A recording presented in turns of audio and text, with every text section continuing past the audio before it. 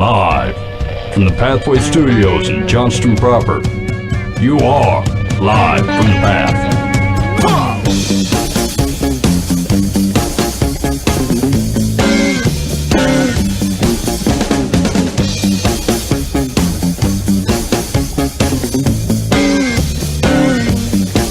I am a working man. I get things done. Work for the Holy Ghost. Work for the Son. And you're listening to Live from the Path. We're coming from the Pathway Studios here in Johnston proper. We gave up on the quick fade. It was just out. Wait a minute, I didn't turn down the tunes. I just turned down your ability to hear the tunes. Oh, well, that makes it embarrassing for me then. Yeah, no, that's wrong of you. Yeah, all right. What was I doing? Now I got confused about what I had going on in the world. Hey, we got a lot of stuff going on the show tonight, Mike. I have a real quick story that is embarrassing to myself. But you lay out what do we got going on? Okay, it's a Wheel of Fortune type business here. We got a lot of topics on the docket, and we're gonna see if we're gonna hit any of them. One is I have some Pope style advice, and it has to do with where your focus is. So we'll go through that. I thought we'd touch a little bit on the Pokemon Go. Here's the deal: everyone seems to put their 2 cents worth in it, and we have at least half a cent that I feel like we can throw. I don't even know that I have an opinion on this thing, but it feels like you can't have a current events style Jesus talk show and at least not mention it and say, hey, here's the deal. So we might throw that around a little bit. Actually, someone was trolling the Westboro Baptist Church with the Pokemon Go, and here. Okay, yeah, I'll talk about it when we get there. Yeah, okay. We talked about this a little bit. Well, we were going to talk about this last week, but Light 45 came in and kind of started rocking things, and then we never got around to it. But there was a mega church that had to have its pastor resign here in the last couple weeks, and we're not so much interested in talking about that situation in particular, but I think we are interested to see what's the right reaction when something like that happens as someone who attends that church, right? Like how do you process this, right? How do you figure out what exactly your response is? And so we'll talk through that a little bit. I watched a Sweet Jesus movie about Polycarp this week that we're going to talk about.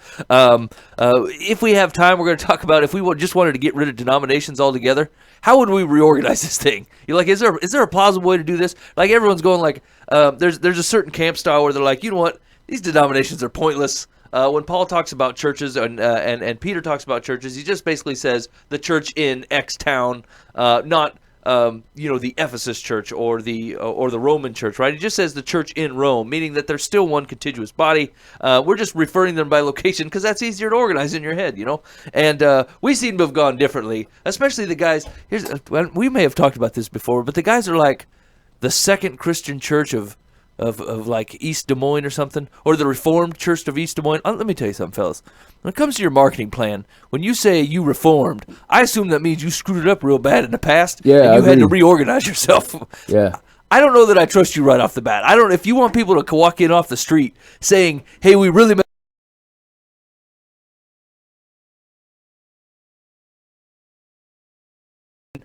that word reformed has some other connotations to it. It might make more sense to you, right? But if you're one of those outreach churches that are like, we're attractional, we want people who don't know Jesus to walk in this door. If you're saying we're the second church of East Des Moines, first of all, it just means someone beat you to it, or there's a ranking scale that they don't understand, and you're number 2. That's not a good ploy. Right. That doesn't mean anything to anybody. Yeah. Like, unless you actually already go there to say, like, you're the third church of the open Bible. It just looks like you're late to the game cracking it open and take a read of it. Yeah, some more go-getter fellas came in and were first and second of the open Bible, and then you come sauntering in 10 years later and you're like, hey, man, the boat's already sailed. Yeah, I don't understand you. That's not healthy. I couldn't be first church of the open Bible when there were 4 other in town without feeling a little bit of pride associated with it. Exactly. Yeah. So we're going to talk about that just a little bit. Here's the deal. I'm almost guessing we're not going to come up with any good answers. But we are going to throw the idea around and see what sticks. The last thing we were going to talk about is prayer walking. And why you're not doing it, and why you should or should not. Yeah, all right. That seems all right. Hey, guess what happened to me today? Tell me. So, I've been running. Like, I've been trying to run to, I don't know, take care of myself better, because I sit on my butt.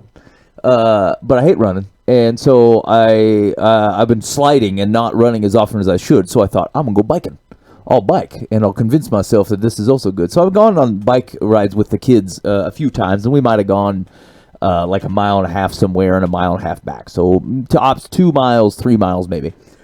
And then because I hadn't run for a couple days. The kids were at some kind of VBS event or something, and so I thought, oh, I'm gonna go biking. And so I get on the bike and I start trucking around down the road, and things are going easy. Like the last time I biked, my butt hurt because this I don't know how people bike, but like I don't have the hemorrhoids for it because like I was sitting on. Is that a body part or a condition? Anybody? Whatever, it's gross. I feel like it's a condition, but yeah, moving on. Anyway, they were hurting. They didn't feel right. And so the first time I was biking, but like I was biking this time, and it was really hot out and stuff, and I thought I'll just stop when I don't feel right. But I was biking, and it was going along just fine. And I found myself 9 miles out from my house, not heading back yet. And I eventually thought, well, it was on a nice trail and whatever, and I thought this is going to be okay. And so I start to turn around, and like I didn't recognize that I'd been going downhill most of the time. Oh no! And so I'm listening to tunes on the Bluetooth, and I'm tracking my mileage biking because I want the computer to validate that I've got out and exercised. And probably at mile 12 and a half, my phone died, and I ran out of water. And I thought, I'm going to die out here. And my legs hurt. I mean, like something terrible. Because like I don't use that part of my legs sitting on my butt during the day typing stuff up. And so I thought, like, it was on a weird part of the trail. I hadn't seen anybody in probably 40 minutes. And I thought, I'm not going to be able to make it back home. And like the whole time I'm thinking in my mind, I thought, I knew this. I knew this as I was coasting free and easy. I thought I was powerful. I thought my this running has done the whiz bang on my legs, and like I got legs of steel. I can go forever. And I kept like, I just want to know what's on another mile. I'm an adventurer.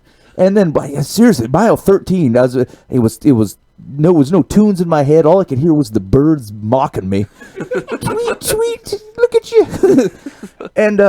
And so I mean I stopped like 3 or 4 times. I'm like tapping my cup trying to get water out of it, and like my cup was too big. It fit in the holder, but it stuck out too far, so it was rubbing against the front tire. Mike, can you see this? It's like it's rubbed on the lid of my cup. Yeah, it has. And so wait a minute, you use your coffee cup as a water bottle? Yeah. Doesn't it taste like coffee? No, I rinse it out. Coffee's primarily made of water. Yeah, but coffee, the taste of coffee don't rinse out of a cup like that. If you don't let it sit in there, they're friend beverages. They go together, like peanut butter and jelly. Continue on. Anyway, there's not a moral of the story, except for you are not as powerful as you anticipate yourself to be. Like, just like if you find yourself with some strength that you never knew you had, you are being deceived. You do not actually have this strength that you thought you had. You're probably just going downhill or on the backs of somebody else, and then like when you turn around and start to trudge up, you're gonna realize that you don't have this at all. And so like I was pedaling back. I was like mile. Then I didn't even know where I was at, right? Because by the time the phone died, the phone tells you like you're at mile 14 or whatever. I ended up going 18 miles today, like biking back and forth from this thing, and without the thing to tell me where I was at, I got real disoriented, and I felt like I was in a wasteland. And hey, these. Hey man, what's the matter with you? You know, you took a trail out there. Don't you feel like if you followed the same trail back, everything's gonna be fine? Yeah, but I really didn't know if my legs could do it. I mean, you're not in the middle of the Mojave. You know what I'm saying? You ran out of whatever 18 ounces of water you took with you in your coffee cup. My survival instincts kicked in. I drove by, and there's a bunch of creeks, and I wanted to stop and bathe in them. And I thought, you're not supposed to drink that creek water, Ben. And luckily, I'd seen a number of shows about not drinking that standing sludge water. Although one of the creeks was labeled drainage pond number 38, and I thought, I certainly won't stick my face in there. I'll wait for the next. And then I thought, it occurred to me, can I suck water out of corn? Because I passed a cornfield, and I thought to myself, certainly I could suck some water out of this corn if I got too parched. So would the farmer understand? Would the farmer? Yeah. I've been growing corn for 25 years, and so is these young whippersnappers trying to suck moisture out of it. I thought I'd have to detassel it, and maybe I was doing him a favor, you know, because I could leave it on the branch or whatever, and then just kind of suck it out from there. Anyway, it turned out I wasn't near as far from the water as I thought I was, and I made it into town, And I was greatly relieved. Yeah. I tell you what, at least I know who I'm not taking on the Amazing Race with me. Resourceful Ben. Hey man, we're 10 feet off the plane. What do you think's gonna happen? I stopped a couple times and like pulled over to the side and looked. I felt myself looking around, thinking, "Where would I sleep? I could sleep here. I could sleep in this thing." And then there was a guy running by, and he had a water bottle, and I thought about asking him if I could have a tug of it. But he looked sweaty, and I thought he might need it more than I am because he doesn't realize how lost he really is. And I wept and prayed for that man. At least I was aware of what had happened to me. Anyway, I don't even know what to make of this story, Ben. You're obviously half crazy. You know, I mean, you biked out there, and then all of a sudden you've created this completely alternative universe, like you ain't in the middle of Iowa, or ain't within, say, 10, 15 miles of your own house, and then you act like someone picked you up, flew you in the middle of some unknown wilderness, and you're having to Tarzan your way back to society. You act like there wasn't a trail on your way back. No, paved trail, man. It was as asphalt that shows you the way. You act like that was close, though. When you say you're 10 miles from your house, like on a bike, that's not that close when you've already biked this distance that I have with the legs that I have. I don't use... With the legs that I have. Here's what I was thinking as I was... powerful one. And I was going, is that I don't use the upper part of my leg for anything. Like, I couldn't think of, I couldn't think of what I used it for last. Except I did like a faux hi-ya, one of the kids. But like, I just don't use that part of the leg. And then I was looking at it. I was biking, and I couldn't hold my neck up anymore. It was sore from how I was biking. And all I could see was my pasty white top leg coming up and down at me all the time. And I thought to myself, I've neglected you, friend. And I could hear him creaking, and he was parched. And I couldn't help because I tapped out. And there were 2 bugs in my water, and I said, I'm desperate, and I drank those bugs.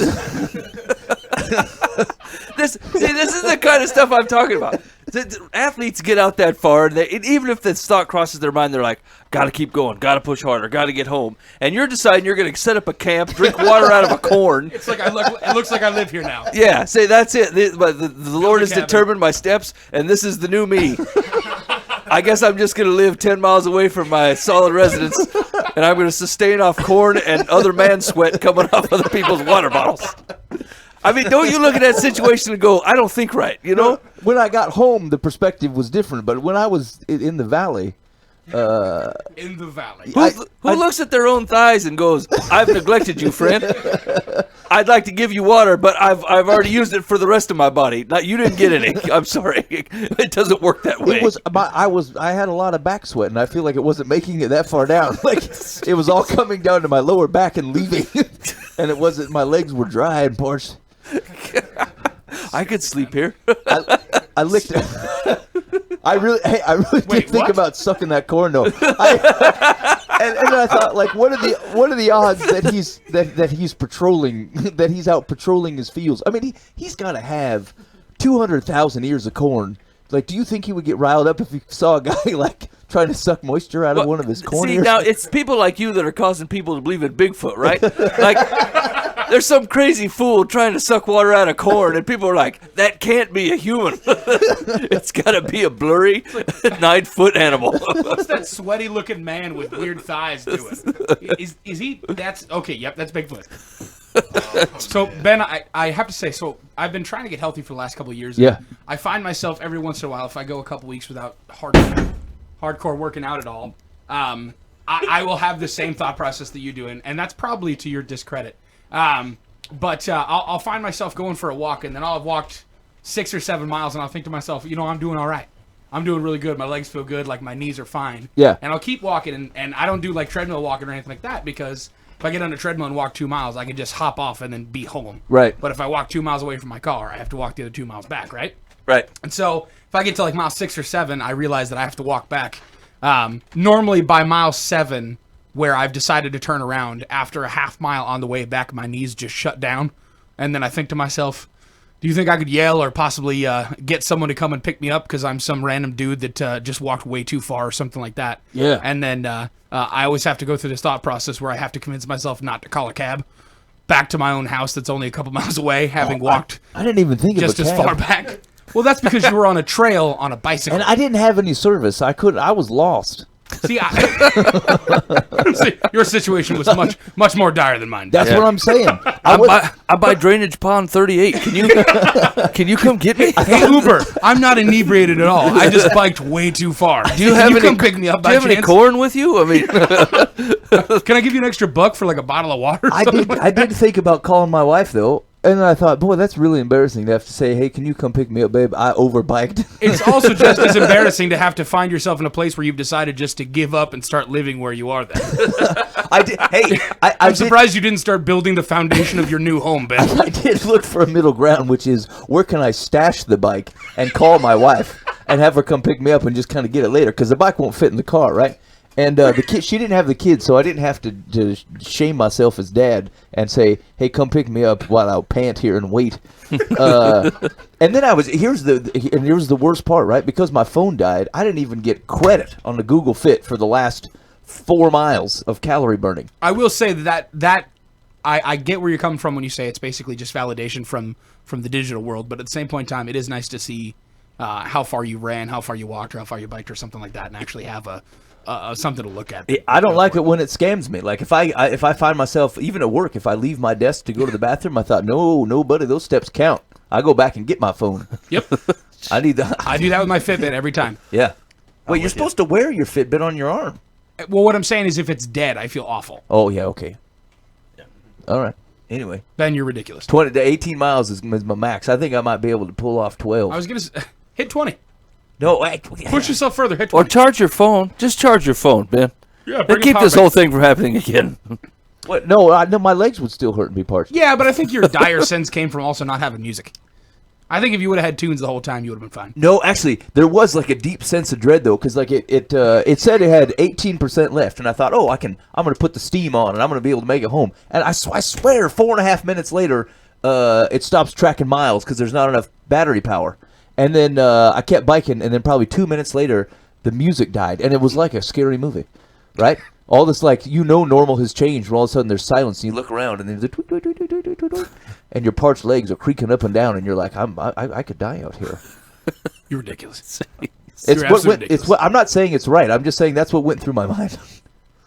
Okay. Yeah. Thank you. Change your ways, Ben. This has been Biking with Ben.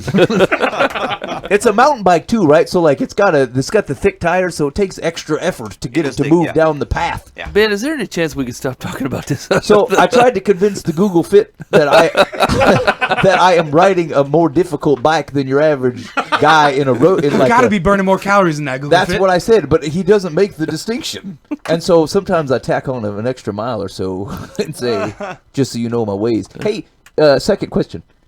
Mike, how do they track the miles when you're biking? Because like you could not be pedaling. Do they assume you pedal 80% of the time? Well, they didn't say miles that you pedaled. They just said miles that you biked. Well, right, but if you're burning calories, like how do they know? I could not be burning calories. I could just be coasting. Okay, listen. If you want, my locks flowing in the breeze. I think most people are assuming that if you have downloaded an app to track your progress on calorie burning, that you're legit trying to do it, because fooling the software is of no gain to you. Well, and if you're going downhill coasting, they're assuming you probably had to go uphill to get there. I assume they're using evens out or something. Yeah, I assume they're using an algorithm average. Yeah. And say, you're burning X calories per, half a mile gone or something. I need a more physical tachometer. All right, Mike. Okay, that's all. That's all I have to say about this. Jeez. Until I'm going to follow up with the blog post. All right. Next. We're going to do some Pope style advice. So if you do not know exactly what Pope style advice is, basically it's someone has reported me to be the Pope down at the local pub. They have told everybody that Mike Foose is the Pope. You have to go dig on his advice, right? And so all of a sudden I pull out my door or whatever, and here's like a couple thousand people, and they're demanding advice like the Pope would give, and I think to myself, crap, I got to give them something, and it's got to apply to me, and it also has to apply to them, and then they can go ahead and take it in and get off my lawn, and that would be great. And so this week's Pope style advice, it's actually centered on this does apply to ladies too, but I see this more often in dudes. Is I have been for my job, I visit a lot of different work sites of different people that run different businesses, and they all have this piece of equipment that I work on or whatever. And they there's a couple of them that they're just intensely crazy, right? You get on site or whatever, and they're like, you don't understand. This has to be fixed, and it has to be fixed now. What we do is the most important thing ever, and you just don't realize who's your boss. And I'm like, we haven't even talked about what the problem is yet, fellas. And they are just ape nutty crazy when you get there. And of course, they offer me a job, right? Like, hey, you should come work here, And I think to myself, no, I could never, ever, ever work here. And I thought, why? What bothers me so much about that, right? Like, these guys they're doing their job, and what they do is very important to them, and they like to impress upon me that it's very important, and they are extremely overbearing with it. And I think I figured it out, and I when I was thinking about it after I had left, and I thought, why do I find this behavior so distasteful?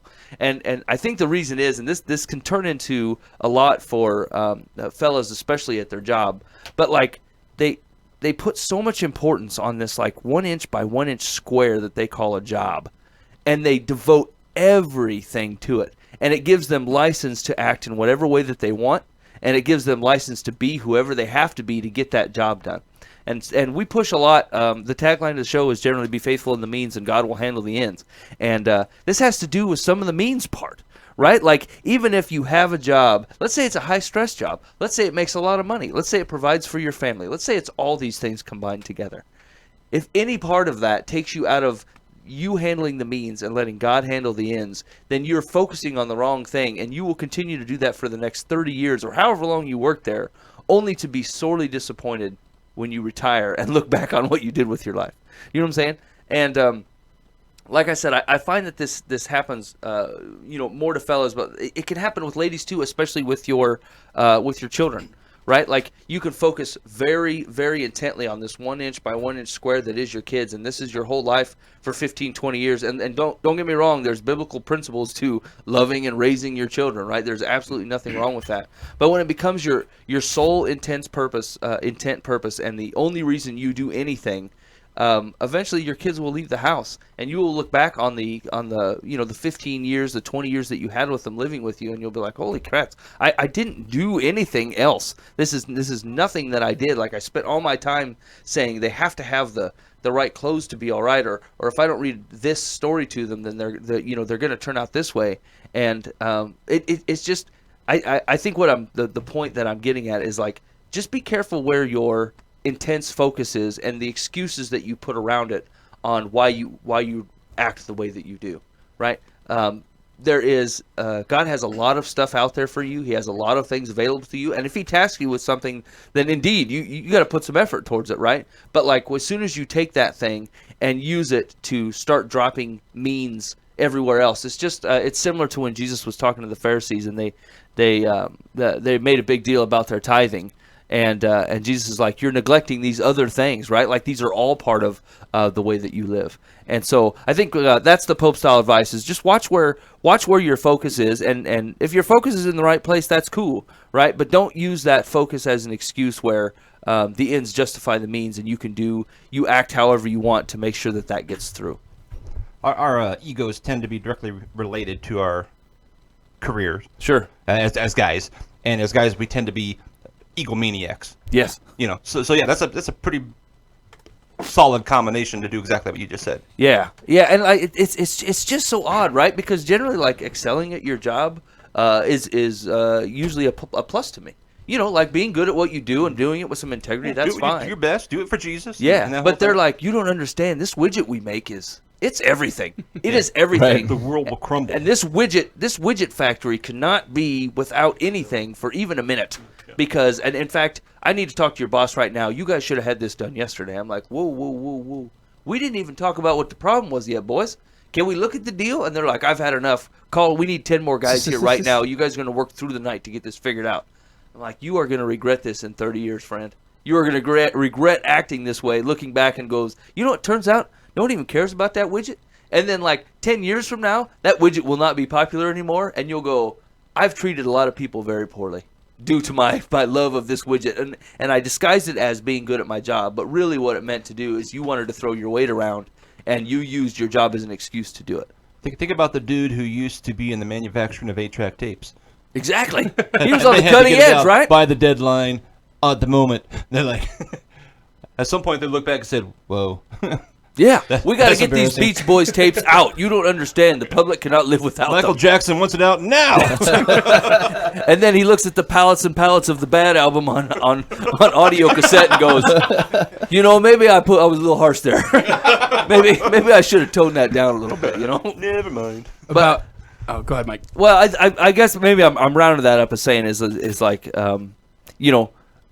there is there's some integrity in doing your job well, but like using what either God has you tasked with doing or responsibilities that you just flat out have because you're a human on this earth, and there are certain responsibilities you have to have, using any of those as a stick and saying that this is not the realm of Christ. This is not where I get to share Jesus with people. This is not where peace, love, patience, kindness comes into play. This is where I get things done because I work here, right? Those are dudes. Those are dudes I know. That's a classic dude thing where like you find them at church and they say, yes, I believe this, and they do. They really do. They're not shining it on. This is what they believe. But at work, it's different. It has to be different because that's their job and they provide for their family.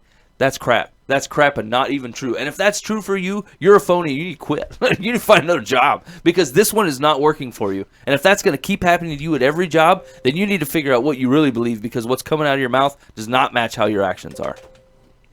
It's funny.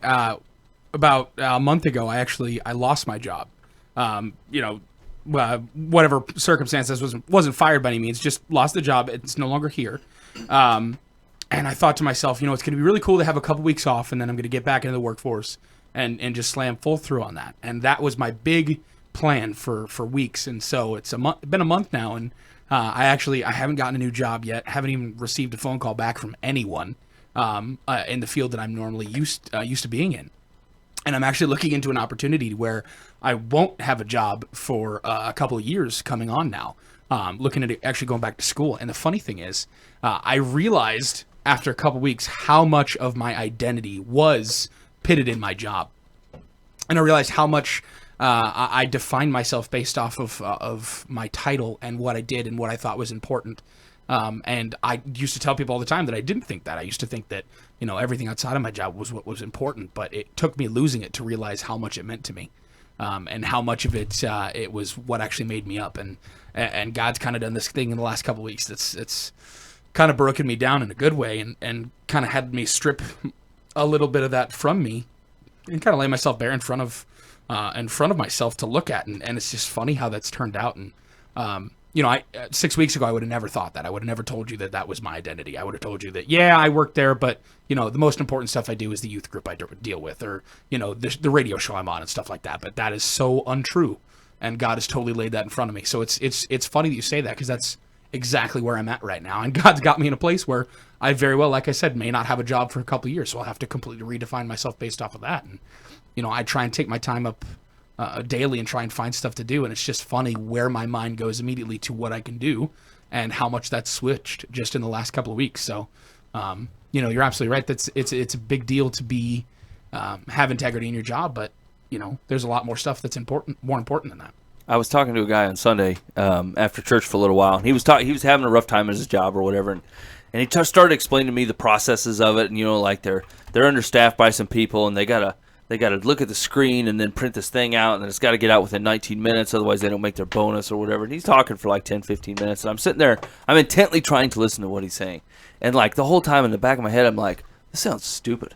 I think the whole thing sounds dumb. You know what I'm saying? And like the fact that you are hurting because of this sounds even more stupid. And like this whole thing is just irritating me. I'm like, I think you should quit. And I think you should not work at a place that's stupid because this is dumb.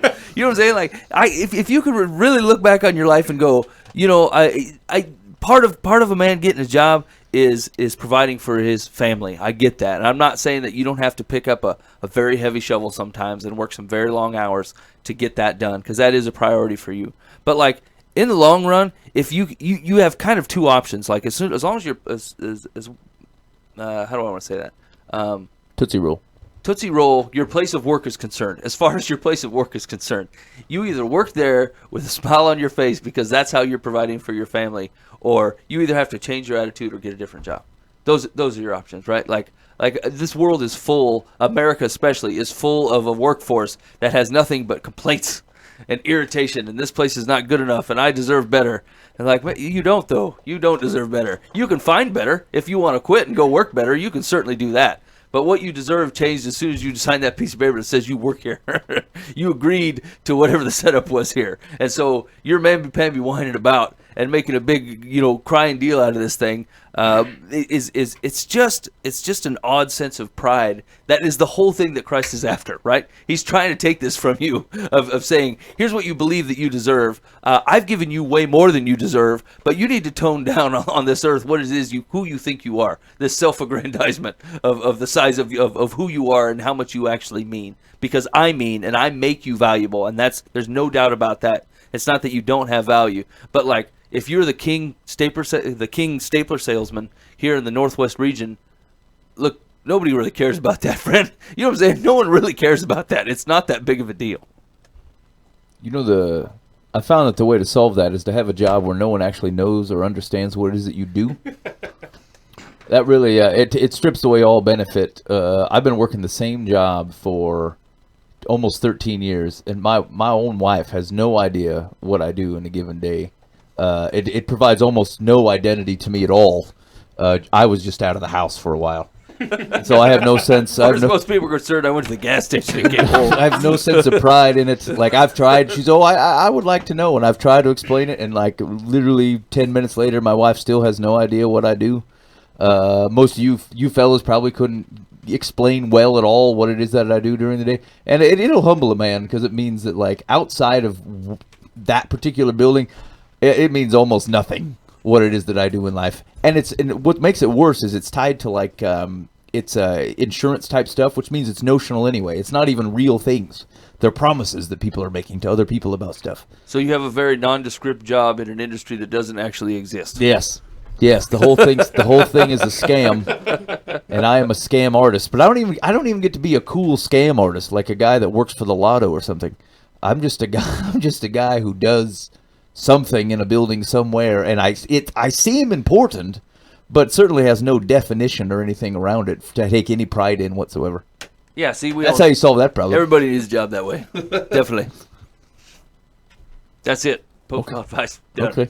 All right. Now, Buva, how do you think, based upon what you're talking about, how do you keep from doing that?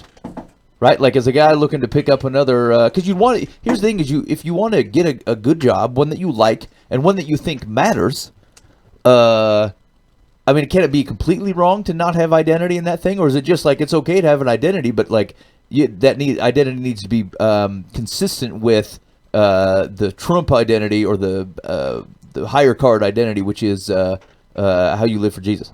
Is that the deal? So here's taking a step back from that. I think what I need to do, and I'll make it more relatable to me and my situation, is I need to take a step back and realize what about my job needed to matter. And I think that was my big problem. What I thought mattered about my job was how well I did at the job. And now I'm not saying you shouldn't do a good job by any means, but what I'm saying is what should have mattered to me was my circle of influence that I had there. The opportunities I had to talk to people and build relationships and stuff like that. And not from a business perspective, but from a Jesus perspective. I spent a lot of time building my circle of influence so people knew exactly what I did. And I think that a lot of people do that. And like you're saying, Ben, you're on the opposite end of that, where most people don't know what you do and have no clue how you affect things. My job was very different from that. Everyone knew exactly what I did. I was a trainer, so I was in front of all of our new hires. Anytime someone new came to the company, they immediately saw my face and had to listen to me for 120 hours, unfortunately. And I thought that was important, and I thought it was super great that I was the face of my company, and I was the voice of my company rather than, what I really should have been doing. And so I think that there's nothing wrong with having an identity within what you do, but I think you need to redefine what it means for your job to matter. And the identity you need to have is more important for what your identity is in Christ rather than what your identity is within your company. I look back and I wonder, I know people knew that I'm a Christ follower, and I know people knew that I love Jesus, and that's very important to me. But I wish more people knew that at my position, and I wish more people knew more about that. Not just that Troy goes to church, but that I'm completely in love with and in love with my God and everything about that, and I want to reach out to bring people to Him. And I just think that it's been a weird step back that I had to take because of that. Of course I'm going to have a job eventually, and I have to make money somehow. It's been a weird identity shift for me. I've had to really pay more attention to what do people see in me about Him, Jesus, rather than what do people see in me about what I've done. And it was really hard to swallow. And I'm still taking care of that. Like, I'm still dealing with that. Being a month out, and I probably still will for the rest of my life. It's just been, it's been a huge dose, and it just kind of makes me laugh because, for a long time I've been asking God to kind of rattle me and shake me a little bit and make sure that I'm not staying comfortable. I want to be uncomfortable from the perspective of I'm always, taking a look at where I'm at and what I'm doing and where my relationship is with Him and where my relationship is with people, and that's exactly what He's doing right now. Is that why you think you had me go biking? Because I still don't feel right, to be honest with you. Right, there's a good chance that He needed to make sure that you knew that you are not actually powerful. Just a heads up on that one. So, like, if you don't walk tomorrow, there's probably a reason. Dan, we were trying to decide, is hemorrhoids a body part or an affliction? I think that'd be an affliction. I think it's affliction. Okay, thank you. Continue, Booba. No problem. That's not a votable item, Ben. It's a thing. It's not a body part. I don't want to Google it. No, here's the No, deal. don't Google it. Here's Just what you realize say. it's not You a body say part. we're trying I've to never had decide, one, so and I what even you're missed saying it is before. like I don't think it is.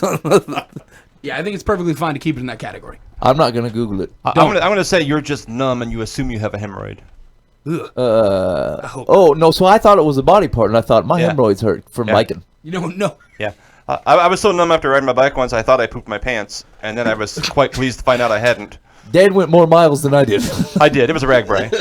That's a 25 miler, Ben. Well, You know, I can't imagine That this was a situation 106 miler my day. where you're like, I think I pooped my pants, and then you have a look-see and go, whew, this is a good day. I was walking with my girls. I just want you guys to know that either I'm really swollen or I pooped my pants. I may have pooped my pants. And if you smell something, we'll know what happened.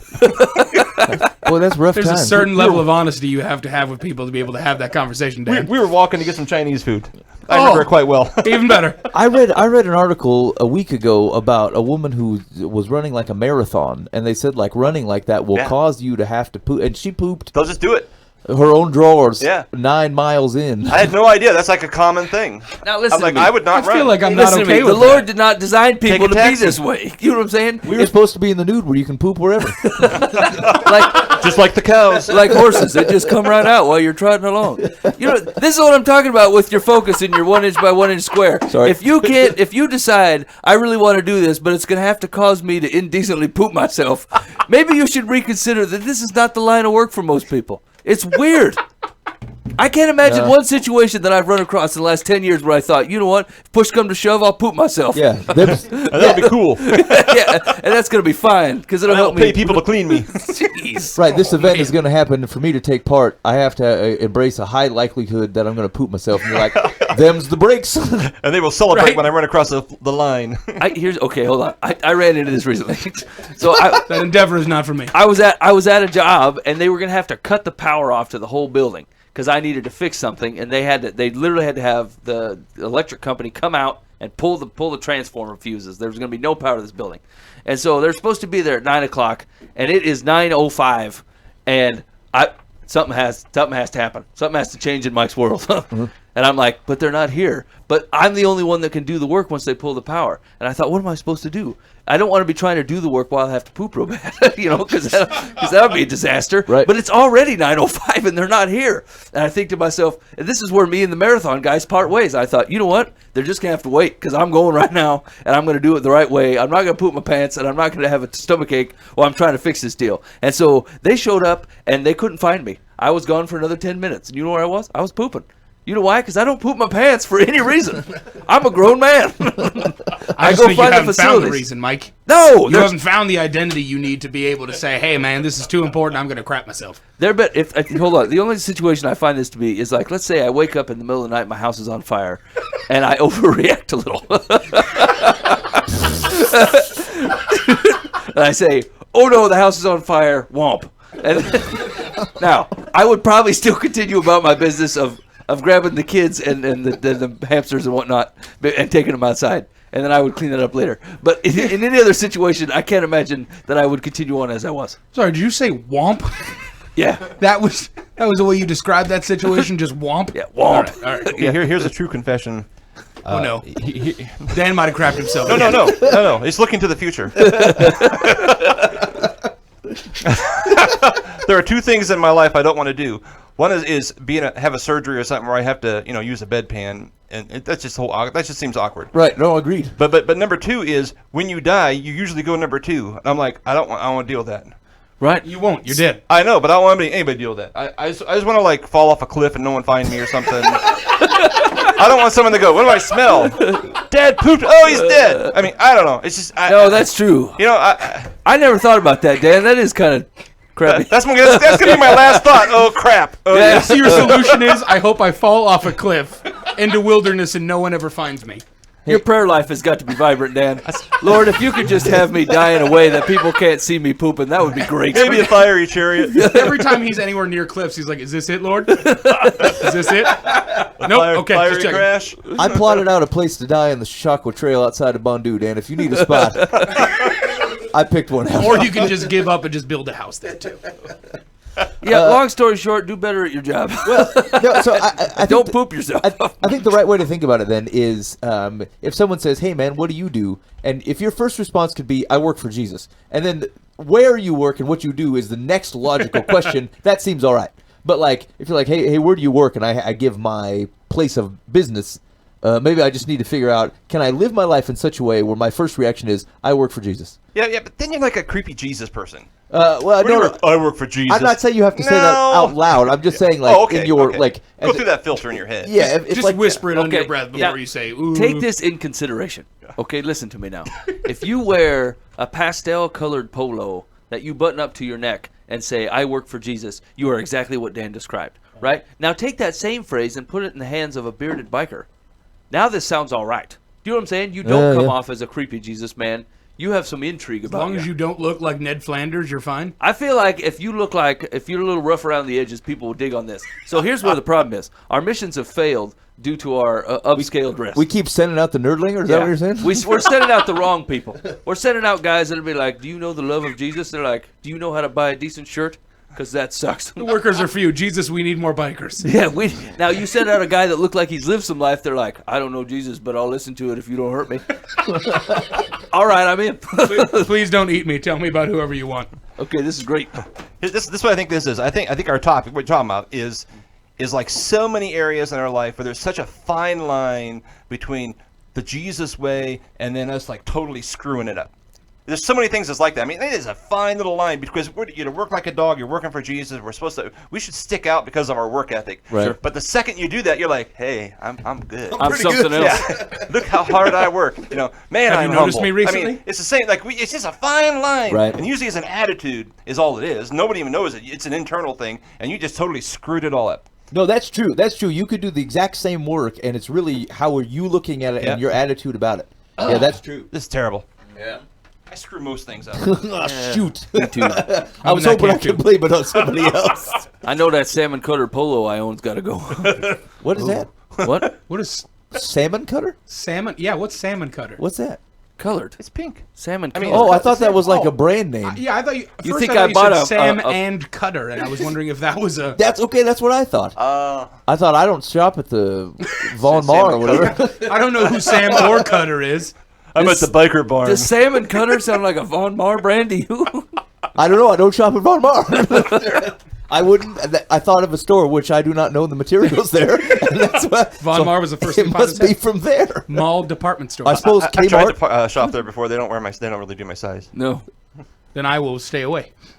Tricky. All right. Just thought I'd add that. They have salmon-colored shirts. By Salmon Cutter. So Mike, you elitist bastard. I only know how to wear what I know how to wear. If that's not a brand, now Ben needs to make I it. didn't need just to bring out, but just so everyone knows, I wear Salmon I Cutter wear salmon shirts. cutter. So I drew the line a couple years ago that I can't shop anywhere that sells white cargo shorts because I feel like if they even have them in the building, This is not the place for me. You know what I'm saying? I would never be caught dead in a pair of white cargo shorts. And so I was at a couple places, and my wife's like, "You should try this stuff on." And I'm like, "No, they sell white cargo shorts in here. I can't shop here no more." Is that like the Gap or something? I think I shop exclusively at places that carries white cargo shorts. Yeah, that makes a lot of sense to me. And there we have it. You know, the funny thing is, it's only because they carry my size. That's it. Why would that's weird? That's a weird correlation, Booba. I know it is, but it's actually 100% true. Okay. The only places that carry my size carry white cargo shorts. I do not own a pair of white cargo shorts. Okay. So there was a couple weeks ago. It was kind of a big deal, you know, if you follow like church news or whatever, the Christian landscape of America or whatever. But there was a mega church pastor that resigned from his post, and it was a church. It was a fairly well attended church. I can't remember what it was. It was like 30,000 or something. Like they got a couple 3 campuses and whatever. And so I was thinking about this week, and I thought. Like the whole circumstance of why it happened or what happened doesn't really matter. It's really not the point of discussion. Really, what I was thinking about is like how does the church take this? As far as I understood, like the fellow in particular, he was like the founding dude. You know, like started like with 20 people in his apartment, and then circa 5-10 years later, it's amazing. And like he was faithfully leading his church. And, I listened to some sermons of his. He's good. He's a good dude. He follows biblical teaching pretty well and whatever. And so I thought, is the church going to have a tendency in a situation like this? And like I said last week, we've gone through this a couple years ago with another guy. Had a kind of a fairly big mega church, and he had a couple 7-8 campuses, and then he imploded, and then he was gone, and that whole church kind of dissolved, And I thought, is it when stuff like this happens? First of all, we kind of know this. Is completely possible due to these fellows are humans and not Jesus, right? So like, there's no outrageous expectation here, but like, how does a church healthfully deal when something like this happens? Like, is this where you start to see organization flaws, where like the whole thing was based off the personality and showmanship of one guy, and like the church has to figure out some way not to allow that, even if they are amazing? Paul was a great speaker. You know what I'm saying? Does everyone go, look, we can't have this whole thing resting on Paul or Apollos or right? Like right. Yeah. Right. So like is there leading up to this situation, like I said, I don't really care what happened or why. Really what I'm concerned with is like the fallout afterwards. So how does those people in that particular congregation, how do they deal with this correctly? How do they look at it right? How do they see it for what it is, and not and is it a big deal? Is it not a big deal? Is it something that just happens and you just join back up and prayerfully walk through it, or what do we think about that? I know you have to acknowledge the guy's a human being. You probably went there because you liked his teaching, or you.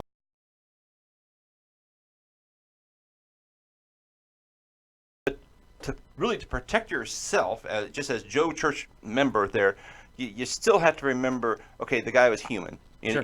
And I fail. Why would I not expect him to fail too? It's on his side, everybody needs accountability. I mean, everybody does. The bigger you are, the harder it is to find legitimate accountability. Right. Sure. Because you don't have time for people arguing with you. You just want to, you'll just replace them. And I suppose that goes back to our earlier conversation a little bit. It happens to, we're talking about a full-time pastor. This is his job. And let's say this church does grow from 20 to 10,000. It's real hard to separate a little bit of ego there, even though, like, it will come out of your mouth that, like, Christ provided these people. Yeah. The growth was from him, and you actually probably believe that. I'm not saying, but, like, there is a certain amount where you're like, look, man, I do the day-to-day around here, and I've been a part of growing this thing from 20 to 10,000. I don't know if I'm going to take a whole lot of lift from you fellas. You know what I'm saying? And so, like, there has to be a barrier in that way. 6,000 churches started the year he started his. His is the only one that grew to 20, 30,000, right? Sure. So there is ego, and I'm not saying good or bad. I'm saying it is. He's human. Sure. Anytime you do, it's that fine line thing. Yeah. Look what God has done, but he sure needed me, didn't he? Right. He could have got this done without me. He could have, but he didn't. That's right. He chose me, as opposed to my friend who started a church on the other side of the country at the same time, and they closed 5 years ago. And so no matter what, there's going to be some ego. There's just going to be ego involved. Sure. in our little setting, every once in a while I'll catch myself like, hey, we've hit a certain milestone. I'm like, this is all right, and then I have, well, number one, you're not this other dude that has 20,000 people. We're like his small group, right? That's right. So you put it in perspective, but then it's still like, that's frightening that I would even ever think that. Sure. So it happens at every level. Yeah.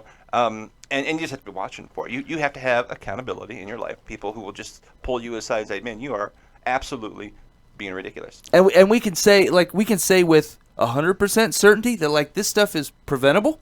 If you are willing to set these fences up and say, look, I know we talk a lot about fences, but I love them, right? But like fences that you get to set up and say, here's where I want to be, and you set your fences right there, and then you tell 5 guys and say, these are the fences I'm putting in place. You cannot let me go past them, because I'm telling you right now, I know that's where I want to be. Even at the time when I think I want to be on the other side of that thing, I know that's where I want to be. We need them because we are weak fools. Yeah. I mean, we're human. So what it is, Yeah, and like the stuff we're talking about, like the I mean, that size, that amount of influence, like there's like power does still corrupt, right? Yeah. And like Jesus was able to handle it. You're probably suspicious, and so to the extent that you are in that position, there's nothing wrong with being a guy that leads 10,000 people, but like you need to do so responsibly. And part of the responsibility is that like as your risks increase, as the impact to the kingdom increases, and you need to take proper steps. And here's the deal: if you're the right guy to lead 10,000 people, you're the right guy to know that and to put those things in place as you go. And so yeah, I think it is doable. I think there's not a problem with a guy being able to be in that position. God does powerful things with individuals. That's true. I mean, that's why we remember certain names of folks, right? Like, there might have been a bunch of guys doing similar things that Paul did, right? But like, we heard a lot from Paul, and I think that's okay. But like, as you go, but like Paul was clear, right? Don't follow me. He's appointing elders as he goes. He's putting, things in place that says, as this happens, I need to take steps to make sure that stuff stays on the even keel, even as people listen to me. And so I think it is right. It's okay that those things are going on, that you have that level of influence. You just need to make sure that you're doing so responsibly. And we as a culture make them into rock stars. I mean, every like preacher conference you go to, and all the preachers are hobnobbing and talking, all they ask is, hey, how's the attendance? Right. Yeah. Well, you're the guy saying, well, it's bigger than all yours. Right. And everybody knows it. And they're all like, and they treat him well. And every time he's introduced, he's grown his church from blah, blah, blah, blah, blah, blah. Little radio stations in Johnston, Iowa say, hey, you want to be on a radio program? Man, he's getting offers all day long. We make rock stars out of these guys, and we destroy them. They're still accountable, but I think we're part of the guilt, our culture. So, Mike, we should start finding some guys who we think are doing a good job leading somewhere, and then invite them on the show, and then disinvite them for their own benefit. Then say, nah. Or we could have them come on and be like, listen, I'm not super impressed by what you got going on. Or just send them a note and say, we were thinking about inviting you, but you're not so much. Never mind. That's right. We almost didn't even waste this piece of paper to write the letter, to be honest with you. Send a postcard with Romans 3:23 on the back of it. For You know all what? have sinned and fall short of the glory of God, you're involved in that. And you must decrease. we don't want to waste our time with you. Yeah. Forget my phone number. We're done. Delete this message after you've done reading it. You think they take that well? It's like, in an No. effort to keep you humble, here's a list of 5 things I find very disappointing in you. See, their assistant will make sure they never see it. It's like, I have no relationship with you. Here's some forced humility. Here's the deal, though, is a lot of those guys, like it's, and this isn't true just in ministry. This is true across the board. Like people that have that level of influence, like often can be people that are easily hurt by criticism, right? Yeah, and so, so then they start separating themselves from that, and that's where you start losing your accountability. And like your level of humility and your level of I'm trying to keep on the straight and narrow and make sure that I'm people are refining me and they have the right people around me are still being judged by what you consider right, and that may not actually be entirely right. And that's a risk that always comes with being right in regardless of how big or small, but also like power. When you can otherwise dismiss criticism because you're so right most of the time, that does actually tend to amp up and filter things out, where you end up in a spot where you thought you had the right people around you and you don't, but you wouldn't have realized it. Like you got there in slow steps, because to a certain extent, you were trying to dodge criticism. And also on the other side of this is they are separated from common people like us.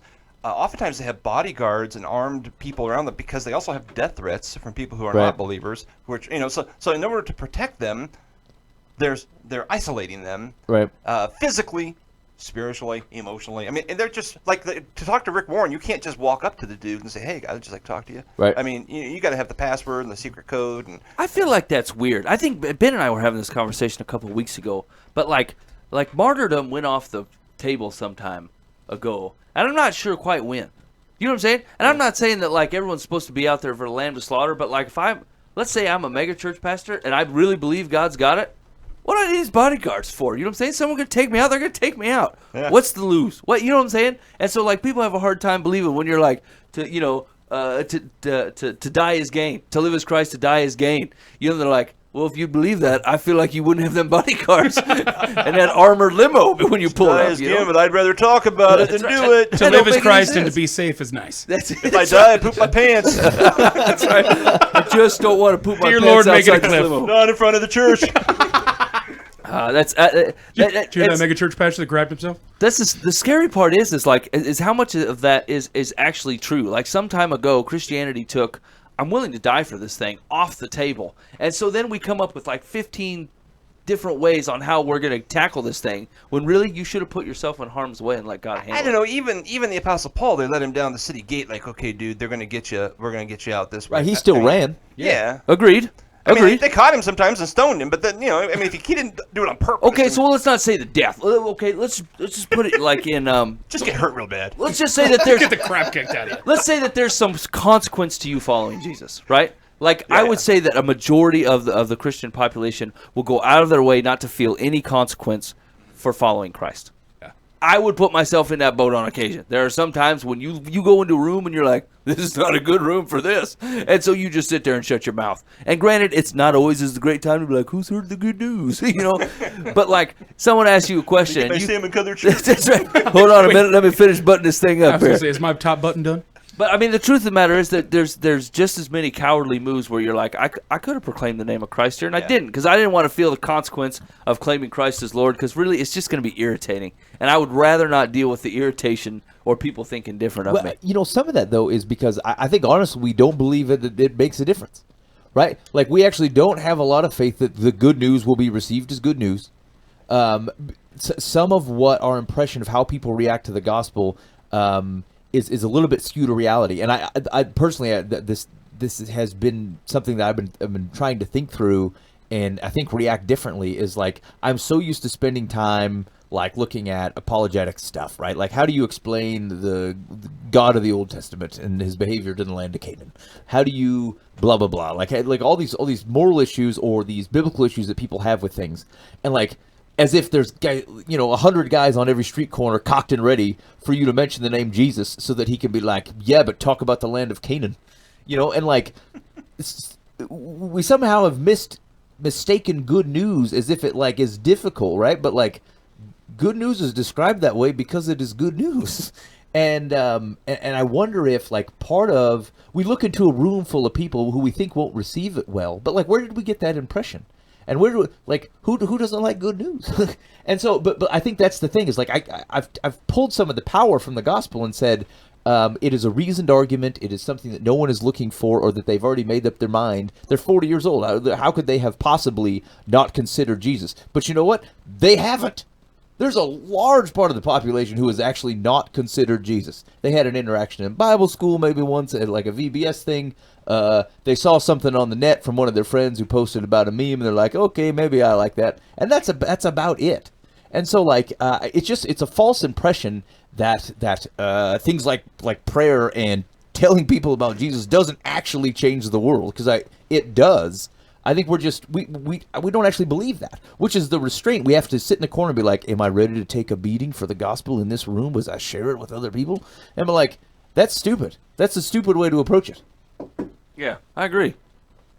So anyway, I guess maybe what I'm looking for, and I think that actually got to it, is just holding your leaders in right perspective, and realizing that sometimes it's you, sometimes you're their accountability man. You know what I'm saying? Something don't sniff right. Why don't you ask that man about it? A humble guy will receive that all right. I mean, right off the cuff, he's going to be angry. That's what people do when you question the way they live. They are automatically going to take that poorly. That's okay. That's okay. Give him a couple minutes. Give him a half hour. Give him a day. And let them process it and think about it. And if they're actually seeking the advice of the Holy Spirit and asking God for help in that, God will take care of that, right? But it don't hurt if you're doing it in love. To say, hey man, I just want to make sure everything's on the cool, they'll take that wrong at first because everybody does, and then give them a while, and you'll be glad that you did it, right? As long as you're doing it with the right heart. If you're just a jerk face who likes to yell at people, you should probably stay at home. Yeah, right on. You want to do some Dear Life from the Past? Yeah, let's do it. Okay, here we go. Ready? I previewed this one, as in the title. Dear Life from the Path.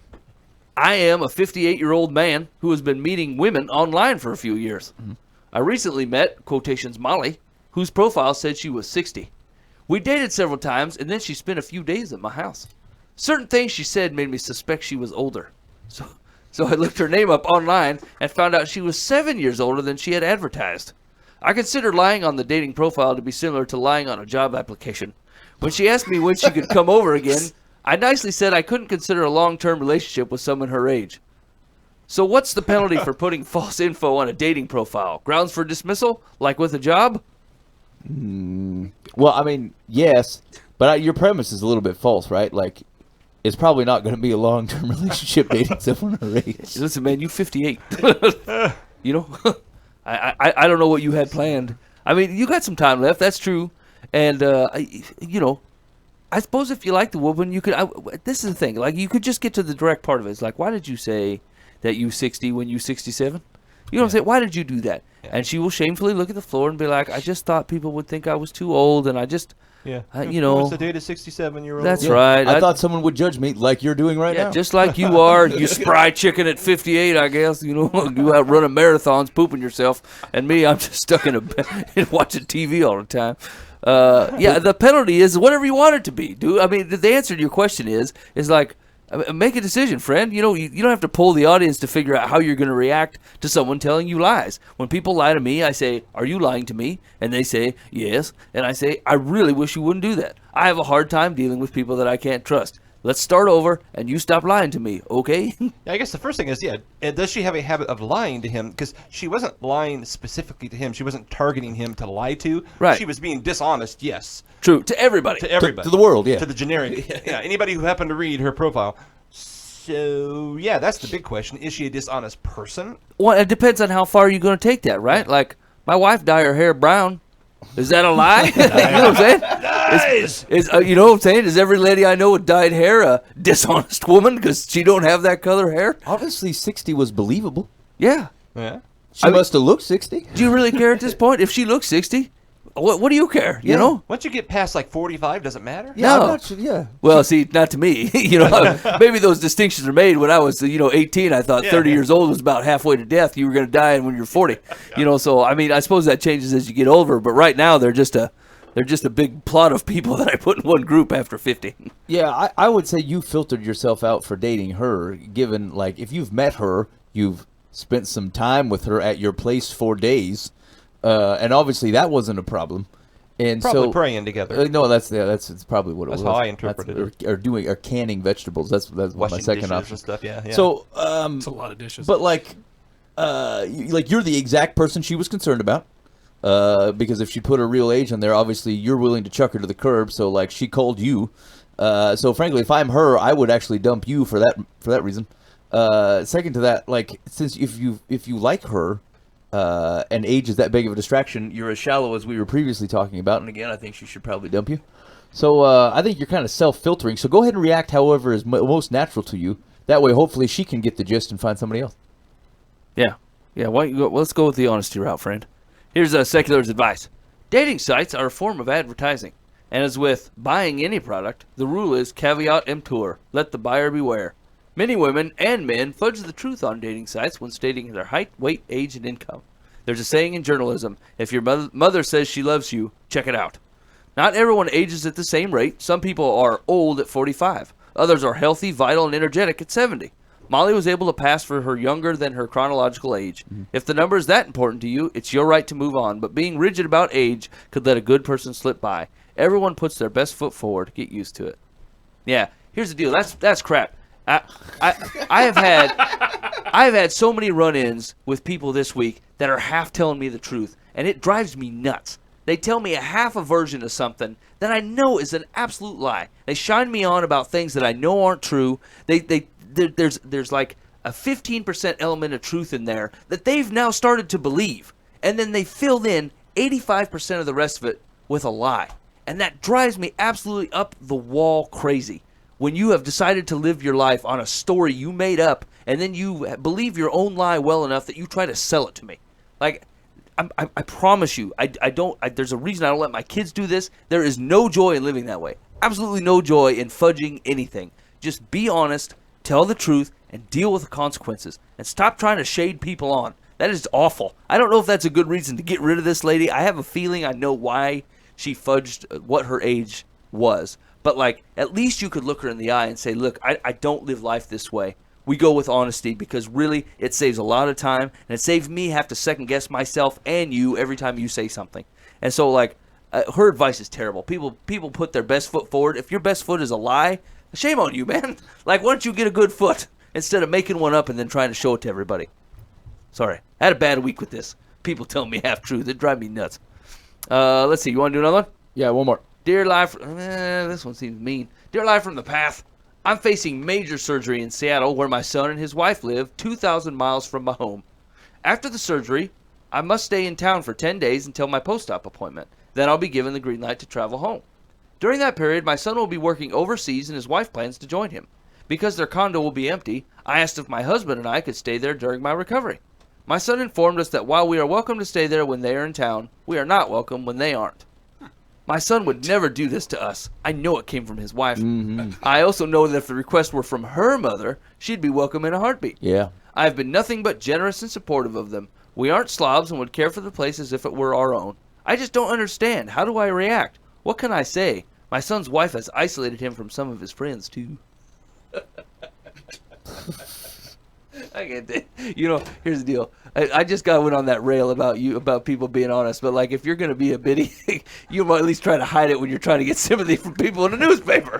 You know what I'm saying? If you're gonna be a sarcastic old woman that obviously does not like the woman that her son married, you can at least attempt to hide that when you're trying to get people on your side when writing into the newspaper. Did it say signed mother-in-law of Jezebel? Yeah. Signed best woman ever. Here's the deal. You want truth about her? I don't think they like your husband. You know, she didn't say, my son's mom and dad. You know what I'm saying? Like, this is a different dude. And they're like, blah, blah, blah, blah, blah, blame it on the girl. Here's the deal. I don't think your kid likes that guy you married. That's what I think. Wait, it's a... So Mike thinks that she's not married to his dad. No. It's just a second marriage. Like with a mom. father or something. Yeah. Yes. Does it say that, or you just decide? It said, well, it's the way she described it. She Okay. said, let's see. I asked if my husband and I could stay there during my recovery. I would assume she would say, I asked if his father and I could stay there. You know what I'm saying? Like, I would assume that he would just say his parents. Yeah, that's more sympathetic. That's what I would have said. Yeah, that would be way better to sell you. Yeah, but she's not being sympathetic. She's No, sympathetic to her. Right. It makes the other woman look like even more of a jerk because it's both mom and dad versus her and her husband. But I'm just saying the rest of her writing style does not follow someone smart enough to try to play on your sympathy. Possible. It could be his dad. I'm saying she's not that smart. Yeah, I don't know. Either way, it's sad. It's sad that they wouldn't have her. I mean, have them at their house, but it's their house, so. I feel like there's a lot more to this. Yeah. Right? There's things we don't know. Yeah, like generally, when your mom would be like, hey, can I stay at your place for 10 days? You're like, yeah. You can't even say no to that. Right. Right? Now, if your mom be like, I'm going to move in with you and live at your place for months, you'd be like, Ma, I don't know if that's what we're going to do. But, like, mom says, I got major surgery. I got to stay here for 10 days. What's wrong with you? Yeah, the answer is yeah. How do you, I don't care if you're having surgery, whatever. Yeah, I'm out of town. I'm not even there. Frankly, if my mama gave me that option, I'd be like, sure, I'd rather be out of town. You go stay at my place for 10 days. That sounds good. Great. Stop by anytime. Feed the dog. But I think there has to be much more going on to this story that isn't making any sense. Maybe they felt like she was gonna be a burden on them, or, you know. I wonder if she's extremely difficult to deal with. I think Right. she steals That's my things. guess. And she wouldn't bring that up, right? But like, if I maybe like, yeah, I don't want you at my place. You're likely to snoop. You know, She steals the yeah, you silverware. could be She changed the curtains all the time. The couch is different. What happened? yeah. I Trey's think mustaches on all my pictures. I think she's probably difficult, and she obviously doesn't recognize that or agree with it. And here's the thing: is like the premise of her letter is I believe my son to be a pansy, who's easily manipulated by this wife of his, who they are traveling overseas together, right? Because like, someone couldn't tell that story about me. Hey, Ben's wife is dominating him. Like, well, no. Like, if I wanted my mom to stay here, like, we'd figure it out. Yeah. It's true. I would, like, and it would be something where it was obviously clear we both agreed to this, not, hey, I forced her into it, or she dominated me and said no. That's true. The phrase where she says, "My son would never do this to us."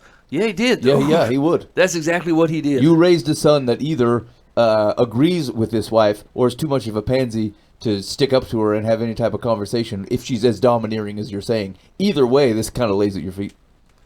Here's what Secular has to say. Your disappointment is understandable, but the way to react is to tell your son that you are disappointed and you will make other arrangements for a place to recuperate. I don't think it would be helpful right now to point out that his wife has isolated him from his friends and appears to be doing the same with his mother and dad. Now, Secular thinks it's the dad. He will figure that out for himself in time if he doesn't already know. All right, that seems pretty reasonable. Did you work on this week? No. No, I'm going to give it a shot. Okay, go ahead. Better pick it up. Got the power. Oh no. Oh yeah.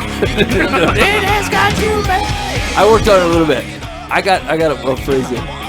What he says, if you feel you got the power, oh no, and then it has got you made. I didn't get the rest. You know, this is Life in the Path. Hey, this is Life 45. If you guys didn't catch the clips from the show last week, they did an awesome job. This is from their EP, Decibels, and I kind of like the stuff in the studio, really. The acoustic stuff rocked hard. So you can check out those clips from the show. Thanks for hanging out with us tonight. Make sure you go check out Life 45 at their website and pick up their EP. And I think that's all we got. If you need to get a hold of us, shoot us an email at info@lifeinthepath.org. Check out the website for other clips from the show, including the interview with these fellas. In the meantime, be faithful to the means. God will handle the ends. You've been listening to Live from the Path.